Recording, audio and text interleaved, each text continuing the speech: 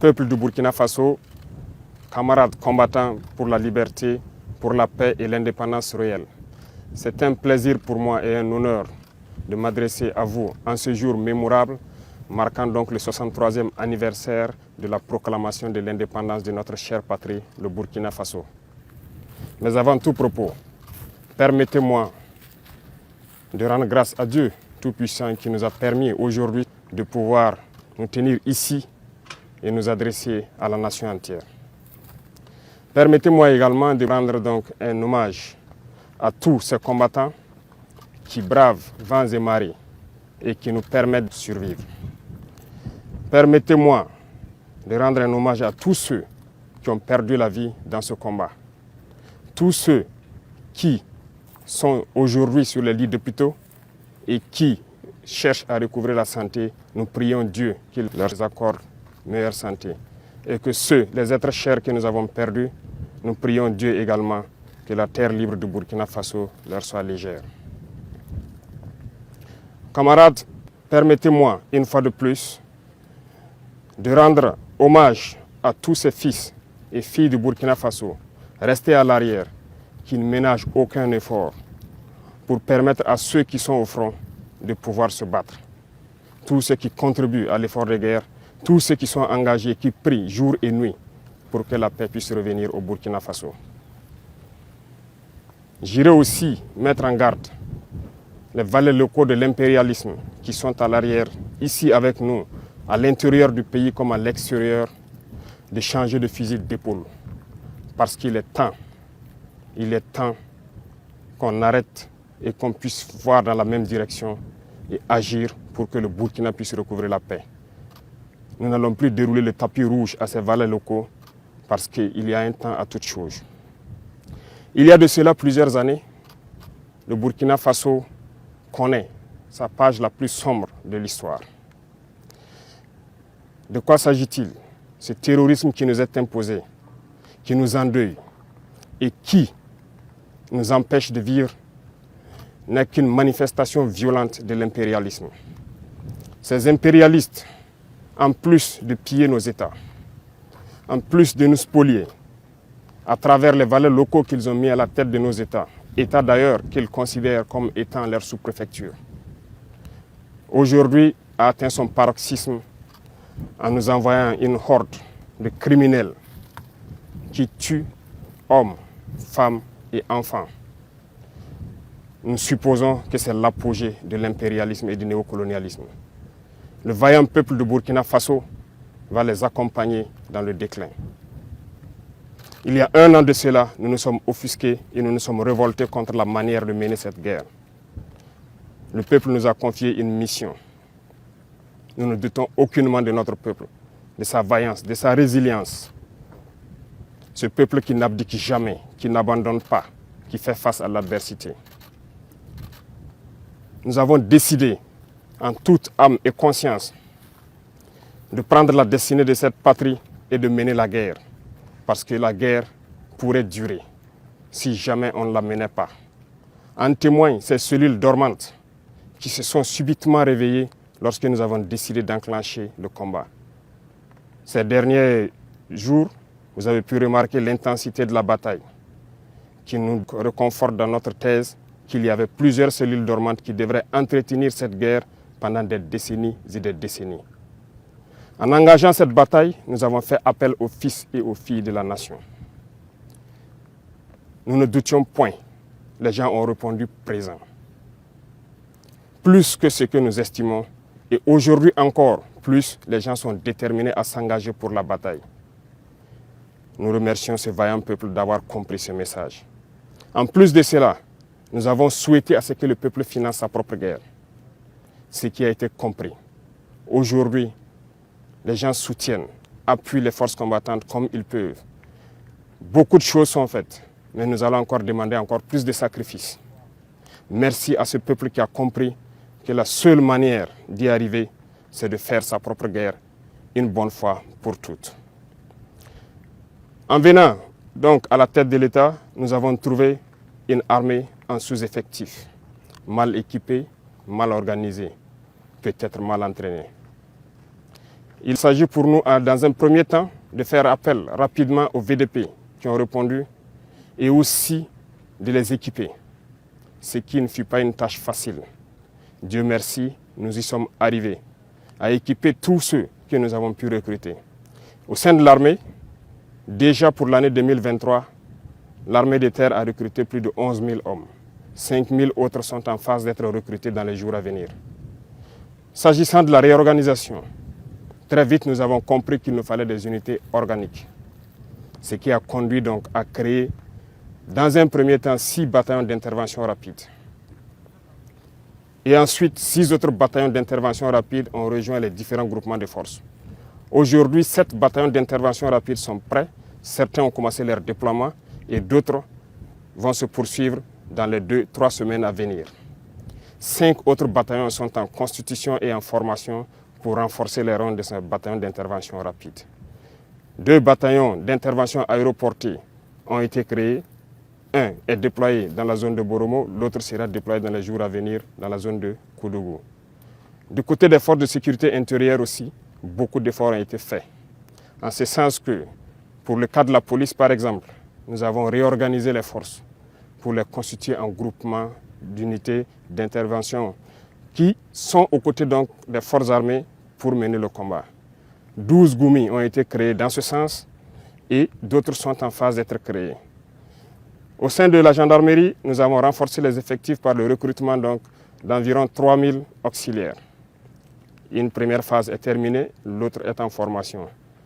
De même que dans les rangs des eaux et forêts, nous avons spécialisé une bonne partie pour former une unité qui pourra agir dans les forêts, qui est aujourd'hui prête.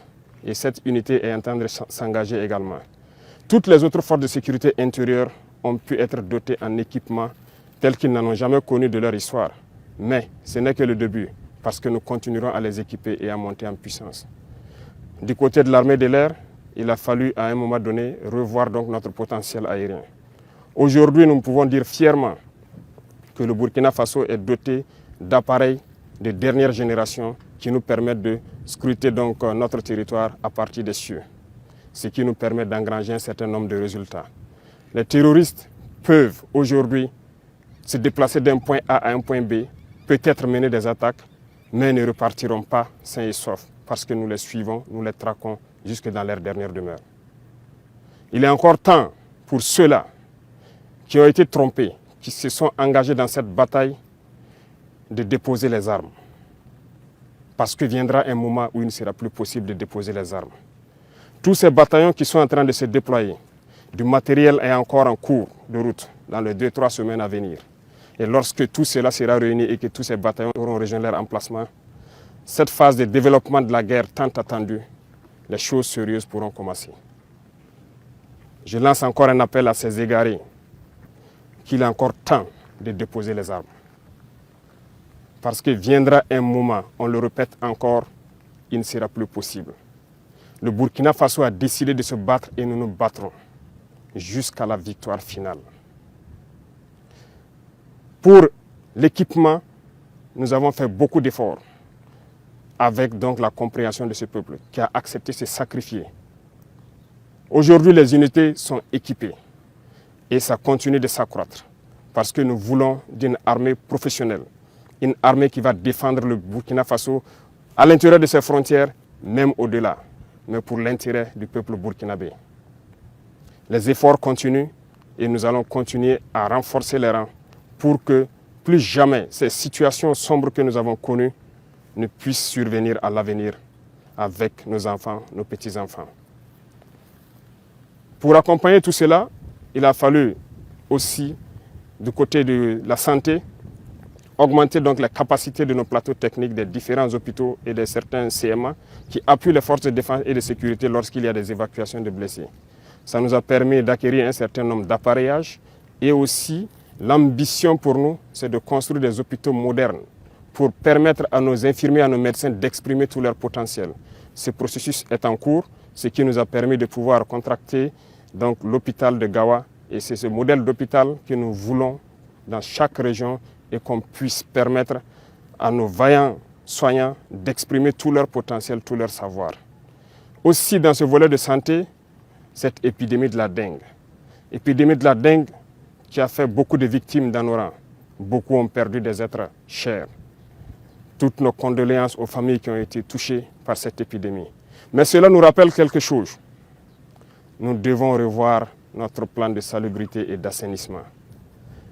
Ce qui a été lancé il y a quelques jours de cela, l'initiative présidentielle pour le développement communautaire, prendra en compte ce volet. Et j'invite donc toutes les populations à se mobiliser pour que nous puissions assainir notre milieu. Dans le domaine de l'agriculture, nous avons décidé de nous fixer une mission d'atteindre l'autosuffisance alimentaire. En 2024, c'est un défi. Pour 2023, nous avons lancé l'initiative présidentielle donc, pour l'autosuffisance alimentaire et la souveraineté alimentaire.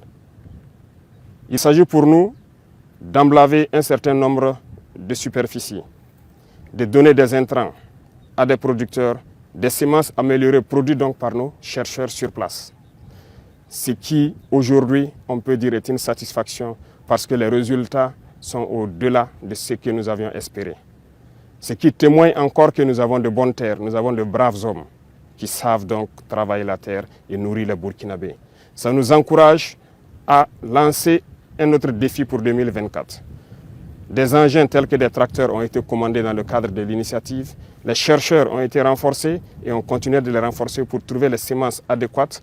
Et aussi ce qui nous a conduit à ouvrir l'usine de Kopela en août dernier pour fabriquer les intrants sur place. L'engrais est produit et pour pouvoir baisser le coût de l'engrais au profit donc de nos producteurs.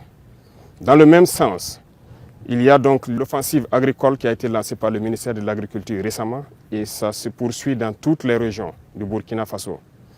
J'invite donc les populations des différents villages à s'impliquer, à aménager tout ce qui est bas-fond, toutes les terres cultivables. Et nous mettrons tout en œuvre pour les accompagner pour qu'on puisse produire au maximum dans cette saison qui arrive. La contre-saison est également lancée dans les points où il y a des eaux de surface. Et l'accompagnement est fait à travers donc, des semences améliorées produites par nos chercheurs d'un certain nombre de spéculations qui ont déjà été dotées à certains producteurs. On ne pourra pas parler d'agriculture sans parler donc du développement de l'agroalimentaire. Nous sommes en train d'encourager actuellement donc, tous nos importateurs et tous nos opérateurs économiques à se lancer dans la production, dans la transformation. Beaucoup d'usines verront le jour pour qu'un certain nombre de produits alimentaires soient produits au Burkina, transformés au Burkina et consommés au Burkina Faso. Et pourquoi pas exporter. C'est un défi que nous nous sommes lancés et nous comptons sur cette brave population pour nous accompagner à pouvoir réaliser ces défis. C'est en ce sens que nous pourrons donner beaucoup d'emplois donc, à des jeunes qui sont formés, qui malheureusement n'arrivent pas à exprimer leur talent parce qu'il n'y a pas d'espace qui leur est offert. Dans le même sens, le ministère de la Jeunesse a été instruit de mettre un accent sur la formation professionnelle. Cette mutation est en cours en fédérant donc toutes les écoles et tous les centres de formation professionnelle pour que nous ayons une meilleure vue de la formation donnée et de ce dont nous avons besoin pour le développement de notre chère patrie. Camarades, parlant donc du développement du commerce, et comme vous l'avez suivi la dernière fois, il s'est agi pour nous de faire donc une analyse de notre situation économique. Et à l'issue de cette analyse, nous nous sommes rendus compte qu'il fallait prendre un certain nombre de mesures. Et nous avons dit à compter de janvier, un certain nombre de mesures seront prises.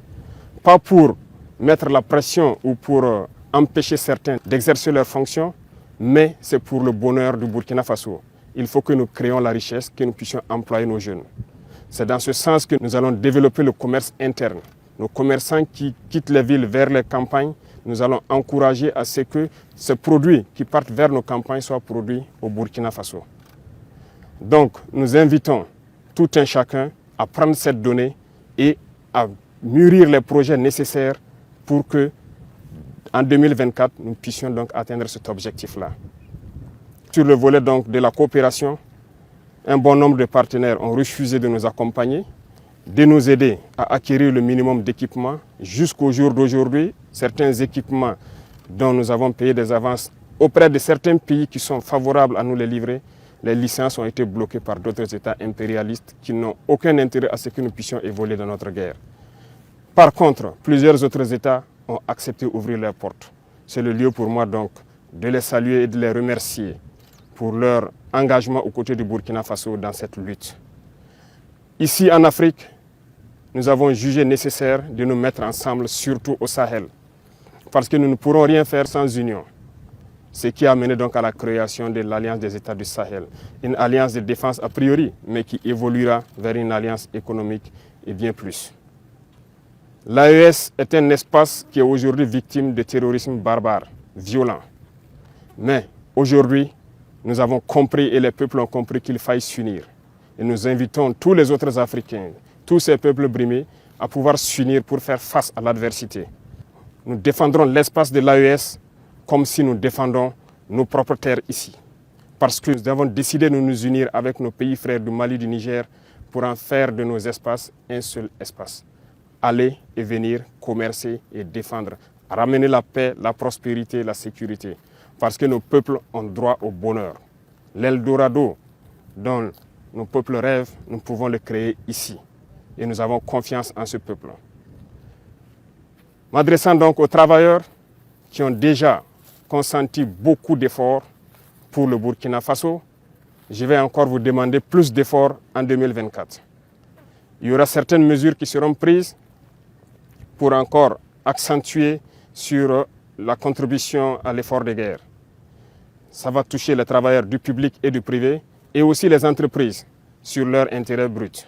Le taux sera fixé, mais cela doit nous permettre de pouvoir augmenter premièrement la prime de nos vaillants VDP d'au moins 35% et aussi de les assurer une certaine assurance vie, de sorte que lorsqu'ils sont blessés ou lorsqu'ils tombent au champ d'honneur, que la prise en charge soit meilleure que ce que nous connaissons. Donc, il y aura plus de sacrifices qui doivent être consentis à l'endroit donc de ces vaillantes populations qui ont accepté de répondre et qui se battent jour et nuit sur le terrain. C'est le lieu pour moi de les rendre encore hommage pour leur contribution, pour leur accompagnement donc des différentes forces sur le terrain. Merci à vous. Je ne saurais terminer mon propos sans remercier toutes ces forces combattantes qui se battent sur le terrain jour et nuit pour que nous, à l'arrière, nous puissions vaquer à nos occupations. Remercier donc tous ces travailleurs, commerçants, paysans et éleveurs qui se battent aussi et qui contribuent à ce que nous puissions mener cette guerre et libérer nos terres. Vive le Burkina Faso, la patrie ou la mort, nous vaincrons.